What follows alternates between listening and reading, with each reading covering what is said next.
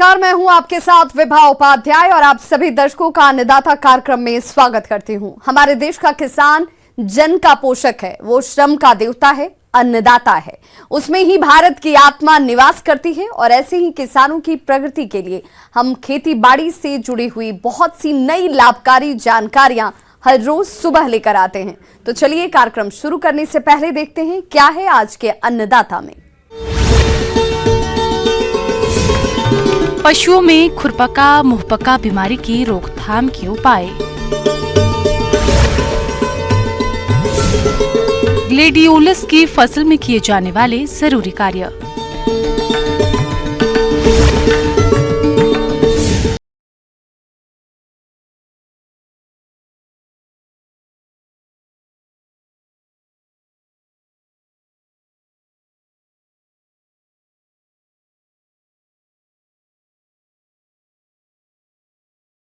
हमारे प्रदेश में बहुत से पशुपालक भाई दुधारू पशुओं का पालन कर रहे हैं और वे अच्छा लाभ भी प्राप्त करते हैं, लेकिन कभी कभी कुछ पशुपालक भाइयों के पशुओं में खुरपका मुंहपका रोग की समस्या देखने में आती है, जिसका समय से निदान करना बेहद जरूरी होता है।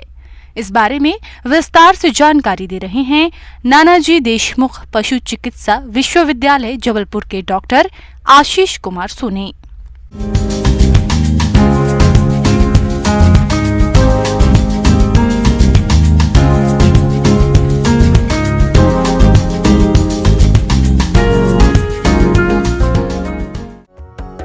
मुंहपका खुरपका रोग, जिसे हम एफएमडी के नाम से भी जानते हैं, ये गाय, भैंस, भेड़, बकरी, सुअर आदि पालतू पशुओं में होने वाला एक अत्यधिक संक्रामक रोग है। खासकर दुधारू गाय और भैंस में ये बीमारी अधिक नुकसानदायक होती है। ये रोग एक अत्यंत सूक्ष्म विषाणु से होता है। ये पशुओं में अत्यधिक तेजी से फैलने वाला रोग है। अब इस रोग के लक्षण जानना बहुत आवश्यक है। तो प्रमुख रूप से देखा जाए तो यह रोग गाय और भैंसों में ज़्यादातर पाया जाता है। रोग की पहली पहचान ये है कि इससे तेज बुखार आता है। शुरुआत में पशु के मुख से लार बहती है। पशु को चारा चबाने में अत्यंत दिक्कत होती है। कुछ समय बीत जाने के बाद जो खुर होते हैं, खुरों में घाव बनने लगते हैं। पशु को चलने में अत्यधिक तकलीफ होती है।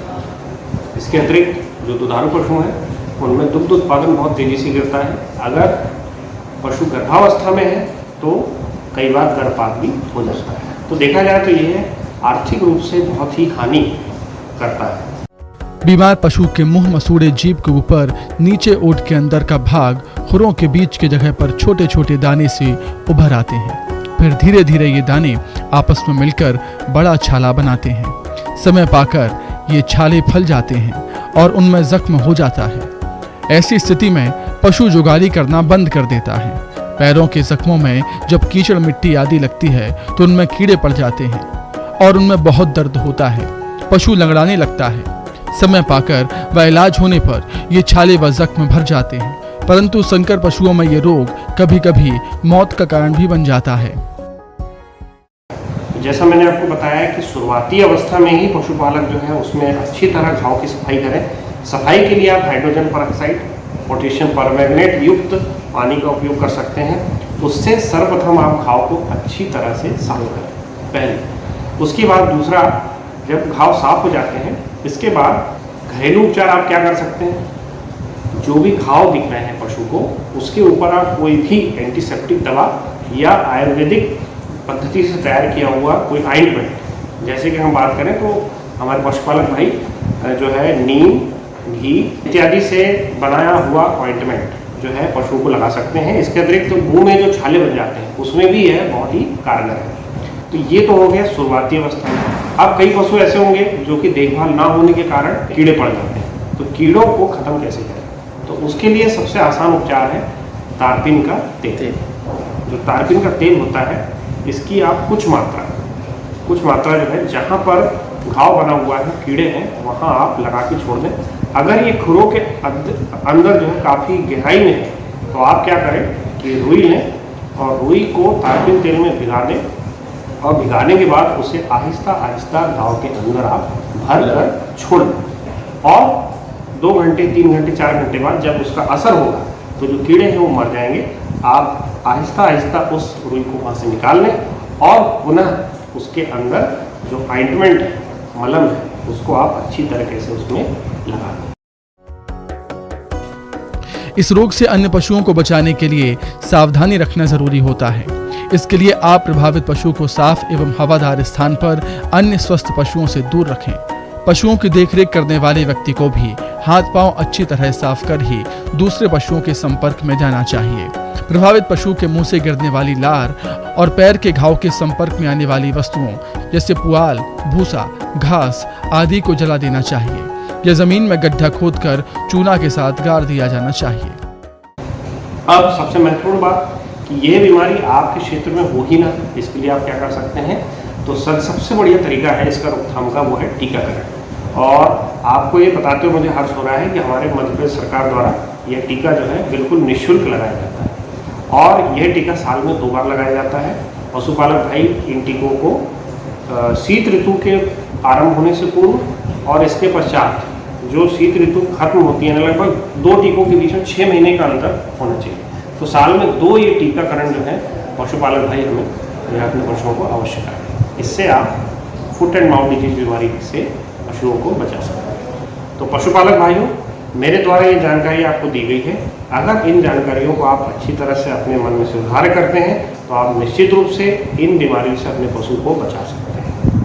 किसान भाइयों, अभी तक आपने खेती से जुड़ी हुई कुछ उपयोगी जानकारियां देखी। अब लेते हैं एक छोटा सा ब्रेक, जल्द लौटेंगे और कार्यक्रम में आगे भी है खेती बाड़ी से जुड़ी हुई महत्वपूर्ण जानकारियां, तो बने रहिए हमारे साथ।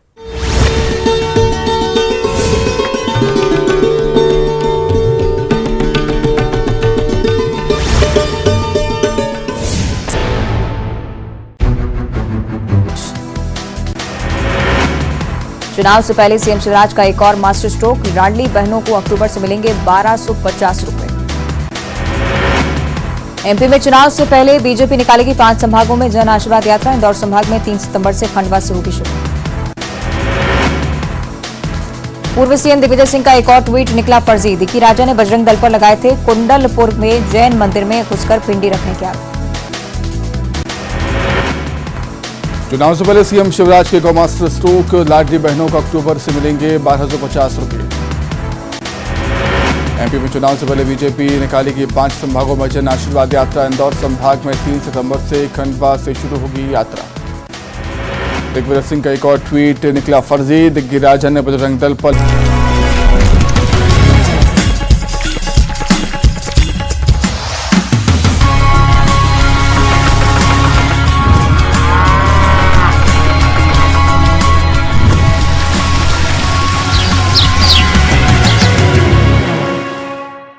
ब्रेक के बाद एक बार सभी दर्शकों का एक बार फिर से अन्नदाता में स्वागत है। चलिए रुक करते हैं अगली कड़ी की ओर।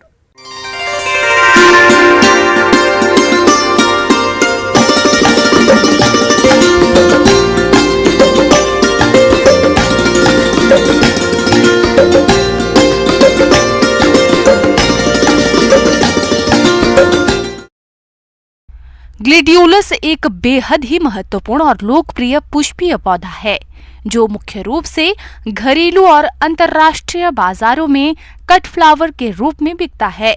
अगर आपने भी ग्लेडियोलस की फसल लगा रखी है तो फसल से अच्छी क्वालिटी के अधिक फूल लेने के लिए किन किन बातों पर विशेष ध्यान दें, इस बारे में जानते हैं बागवानी विशेषज्ञ डॉक्टर मोनिका पटेल से।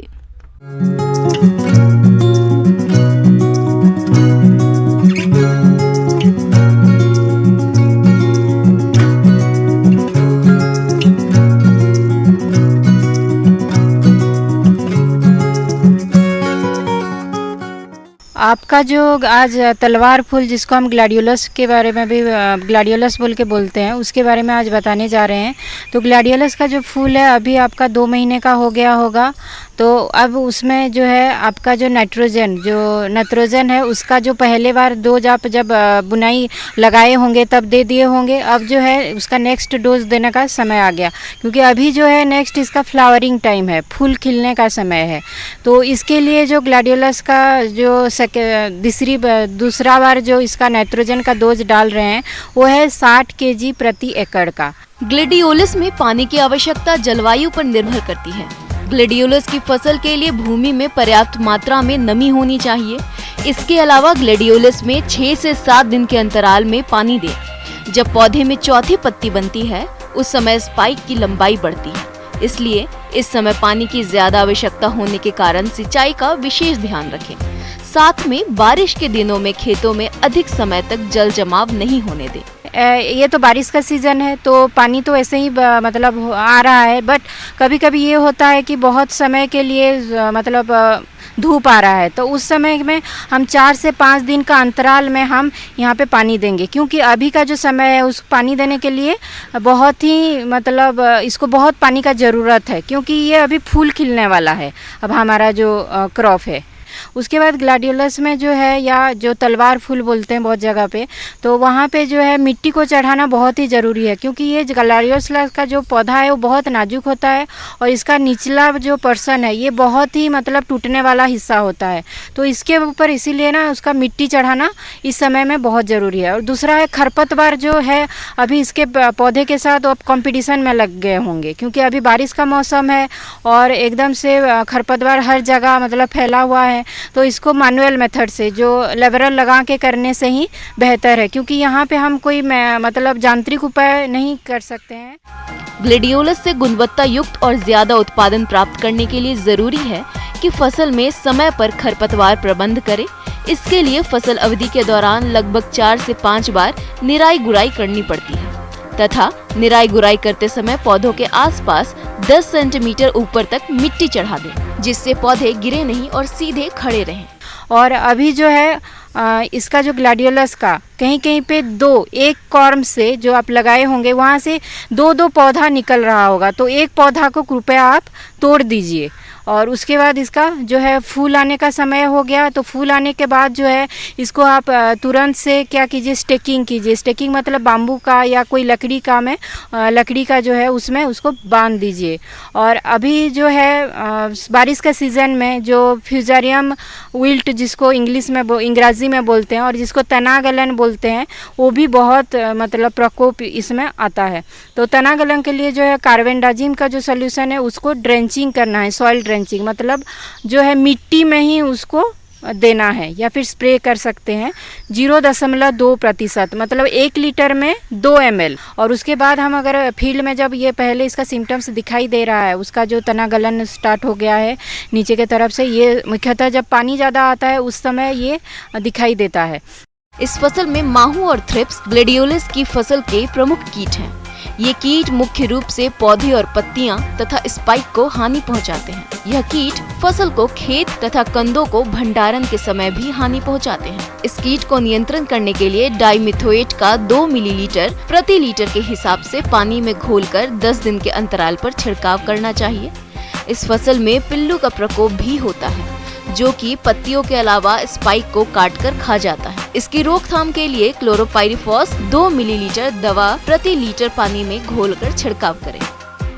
यहाँ पे और एक रोग का भी मतलब उपद्रव होता है जहाँ पे, लेकिन तना गलन से वो कम है, वो है ब्लाइट जिसको बोलते हैं। और जो ये जो ब्लाइट है इसका जो हम सिम्टम कैसे पता करेंगे, ये पत्ता के ऊपर आएगा और पत्ता के ऊपर ये आसी कलर का और धूसरिया मतलब जो मिट्टी का जैसे कलर है उस टाइप का, और बीच में येलो येलो थोड़ा उस टाइप का जो है सिम्टम मिक्स कलर का आएगा।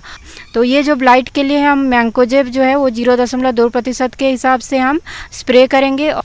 इस प्रकार का अगर आप मैनेजमेंट करते हैं जैसे बताया गया, इस टाइप का अगर आप करेंगे तो आपका जो फूल, कॉर्म और जो कॉर्मेल है इसका जो परिमाण में वृद्धि होगी और आपका आर्थिक उन्नति भी होगी।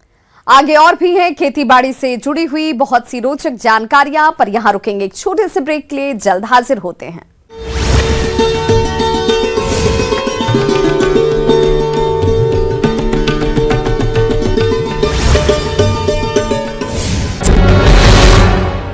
कुंडलपुर में जैन मंदिर में घुसकर पिंडी रखने के आरोप।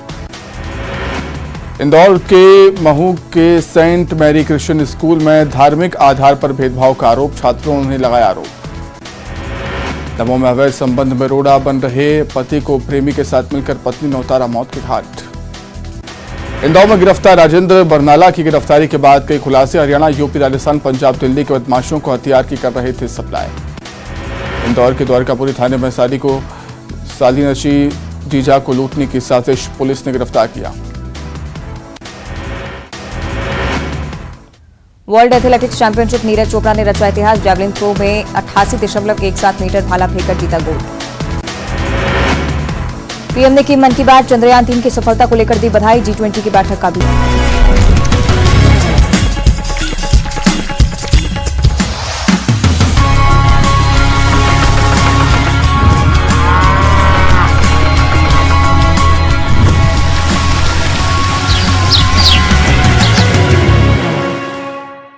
ब्रेक के बाद एक बार फिर से आप सभी दर्शकों का अन्नदाता कार्यक्रम में स्वागत है। बढ़ते हैं अपनी अगली प्रस्तुति की ओर।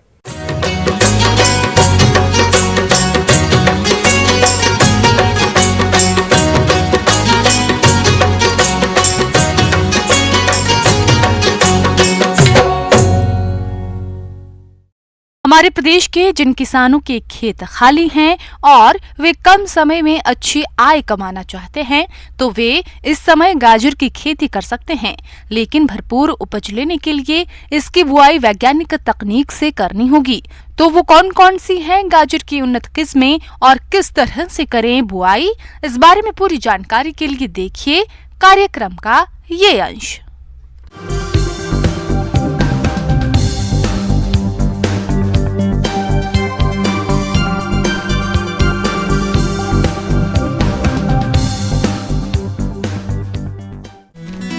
गाजर एक महत्वपूर्ण जड़ वाली सब्जी फसल है। इसकी खेती पूरे भारतवर्ष में की जाती है। गाजर को कच्चा और पकाकर दोनों ही तरह से लोग उपयोग में लाते हैं। गाजर में कैरोटीन और विटामिन ए पाया जाता है, जो कि मनुष्य के शरीर के लिए बहुत ही लाभदायक है। गाजर की एशियाई किस्मों की बुआई अगस्त से अक्टूबर तक और यूरोपियन किस्मों की बुआई अक्टूबर से नवंबर तक की जाती है। इसकी खेती के लिए अच्छे जल निकास वाले दोमट भूमि, जिसमें जैविक पदार्थ अधिकांश मात्रा में हो, उपयुक्त होती है। खेत की तैयारी के समय एक जुताई मिट्टी पलटने वाले हल से और 2 जुताइयां देशी हल या कल्टीवेटर से करके पाटा लगाकर खेत को भुरभुरा व समतल कर देना चाहिए। अब बात आती है खाद और उर्वरक प्रबंधन की, तो 20 टन सड़ी हुई गोबर की खाद और 40 किलोग्राम यूरिया, 130 किलोग्राम डीएपी और 40 किलोग्राम एमओपी का आप प्रति हेक्टेयर की दर से बुआई के समय प्रयोग करें और शेष बची यूरिया की 70 किलोग्राम मात्रा का प्रयोग आप 30 से 35 दिन की खरीफ फसल में करें, जिससे फसल की बढ़वार अच्छी होगी। किसान भाइयों, गाजर की 2 तरह की किस्में होती हैं, एक यूरोपियन किस्म और दूसरी एशियाई किस्म। जहाँ तक यूरोपियन किस्मों की बात है तो इसकी जड़ें लंबी और पतली गहरे संतरे रंग की होती है। इसकी किस्मों में अर्ली नेंटस, पूसा, यमदाग्नि, चैंटने आदि हैं। इनकी औसत उपज 200 से 250 क्विंटल प्रति हेक्टेयर है। और एशियाई किस्मों में पूसा मेघाली, गाजर नंबर 29, पूसा केशर, पूसा वृष्टि प्रमुख है। इनकी औसत उपज 250 से 300 क्विंटल प्रति हेक्टेयर है। जहाँ तक बीज दर की बात है तो 1 हेक्टेयर क्षेत्र के लिए 6 से 8 किलोग्राम बीज की आवश्यकता पड़ती है। किसान भाइयों, बीजों को हमेशा किसी विश्वसनीय और प्रमाणित संस्था से ही खरीदें। बीजों को रोगों से बचाने के लिए कार्बेंडाजिम 2.5 ग्राम दवा से प्रति किलोग्राम बीजों को उपचारित कर लें। उसके बाद ही बीजों की बुआई करें। किसान भाइयों, बीजों की बुआई मेढ़ों पर करें, जिसमें लाइन से लाइन 30 सेंटीमीटर और पौधे से पौधे 6 से 10 सेंटीमीटर की दूरी रखते हुए हाथों से बीजों की बुआई करें। इस प्रकार किसान भाइयों, आप इन सभी बातों का ध्यान रखकर यदि गाजर की बुआई करते हैं तो आपको इसकी फसल से औसतन 200 से 250 क्विंटल प्रति हेक्टेयर उपज प्राप्त हो सकती है।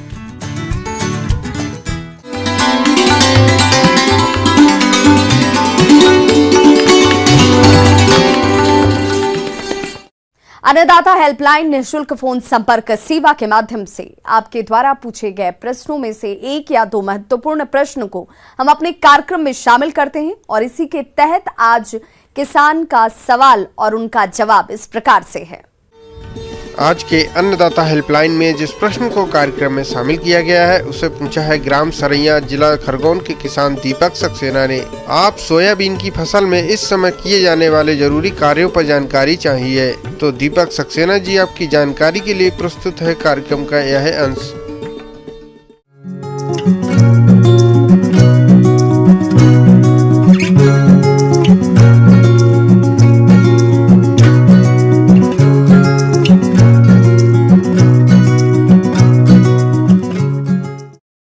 सोयाबीन एक बहुत ही महत्वपूर्ण खरीफ की फसल है और ऐसा माना जाता है कि धान के बाद सोयाबीन ही एक ऐसी फसल है जो सबसे ज़्यादा पानी को झेल सकती है। तो जिन भी स्थिति में ज़्यादा बरसात होती है जिन क्षेत्रों में, उनमें हम सोयाबीन की फसल ही लगाते हैं और सोयाबीन से अच्छा उत्पादन प्राप्त करते हैं।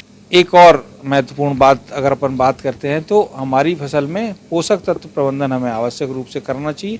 सोयाबीन दाल वाली फसल है, जैसा कि हम सभी जानते हैं कि दाल वाली फसलों में जो भी खाद है वो हम बुआई के समय अपने खेत में देते हैं।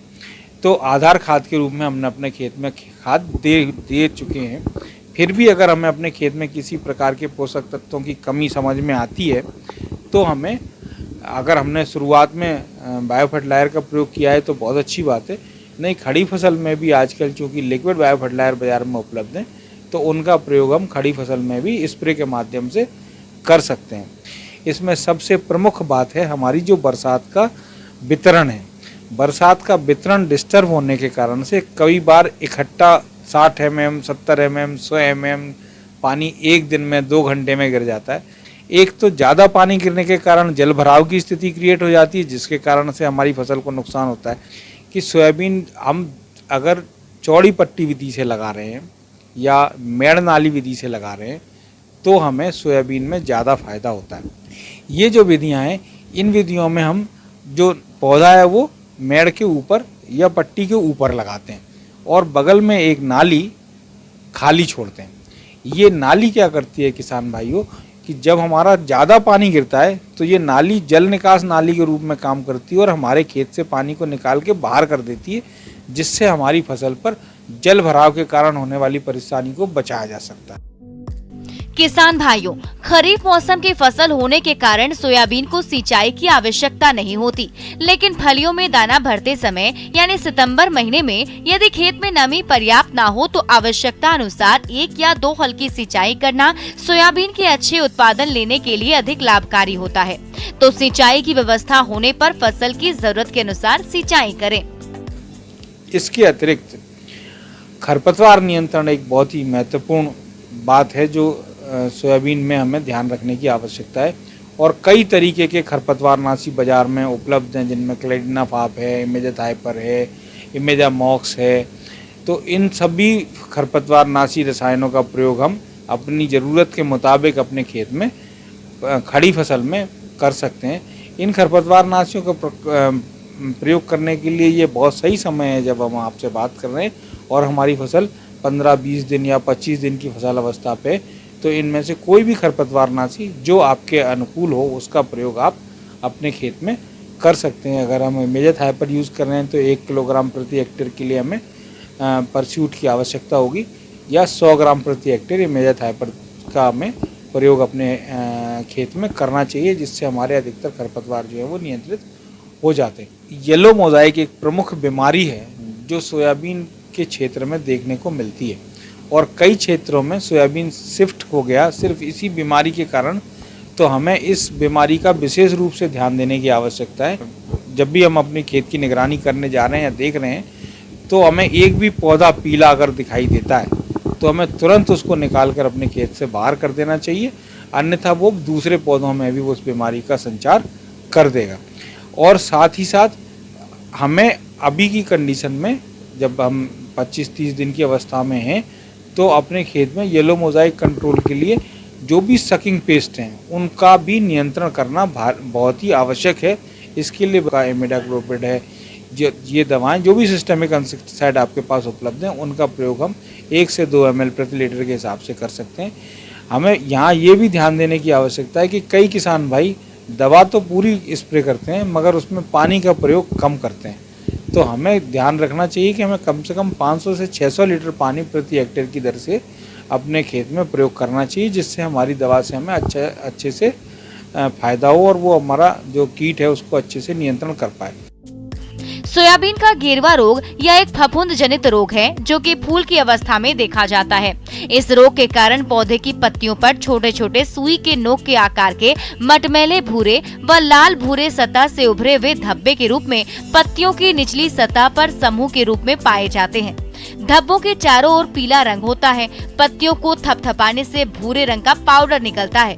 इस रोग की रोकथाम के लिए रोगरोधी किस्में जैसे JS 2029, NRC 86 का प्रयोग करें। रोग के रासायनिक नियंत्रण के लिए हेक्साकोनाजोल या प्रोपिकोनाजोल 800 मिलीलीटर प्रति हेक्टेयर की दर से छिड़काव करें। साथ ही साथ हमारी सोयाबीन की फसल में कई तरीके की इल्लियां भी देखने के लिए मिलती है, जिसमें चक्रभ्रंग जो गडल बीटल है और भी जो बीमारियां कीड़े हैं वो देखने को मिलते हैं। तो उनके नियंत्रण के लिए भी हमें जो प्रोफेनोफास है, आपका इमामेक्टिन बेंजोएट है, इन रसायनों का प्रयोग करके 2 से 3 ml प्रति लीटर की दर से 500 से 600 लीटर में अगर अपन स्प्रे करते हैं तो इनका अपन नियंत्रण करने में सफल होते हैं और इनसे अपनी फसल की सुरक्षा कर पाते हैं।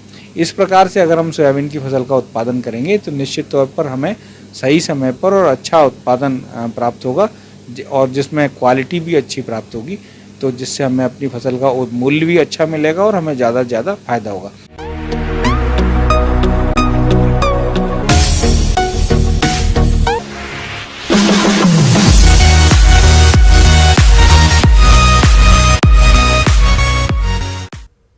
आइए अब एक नजर डालते हैं राज्य के कुछ चुनी हुई मंडियों के प्रमुख फसलों के बाजार भाव पर।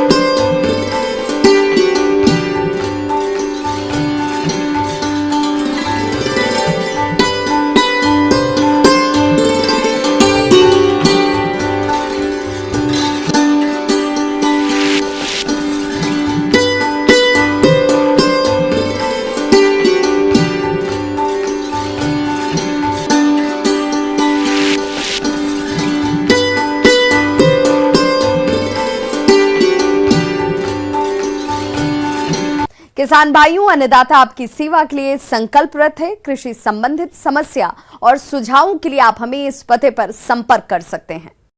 प्रोड्यूसर अन्नदाता, news 18 Madhya Pradesh Chhattisgarh, Ramoji film city Hyderabad 501512। साथ ही आप हमें ईमेल भी कर सकते हैं। हमारा ईमेल एड्रेस है p18annadatamp@nw18.com। इसके अतिरिक्त आप हमें निःशुल्क हेल्पलाइन नंबर 180088922163 पर सोमवार से शनिवार सुबह 10 बजे से शाम 4 बजे के बीच संपर्क भी कर सकते हैं। किसान भाइयों, अब समय हो रहा है आपसे विदा लेने का, तो हमारी अन्नदाता टीम को दीजिए इजाजत। कल फिर से होगी आपसे मुलाकात कृषि संबंधित कुछ और महत्वपूर्ण जानकारियों के साथ। नमस्कार।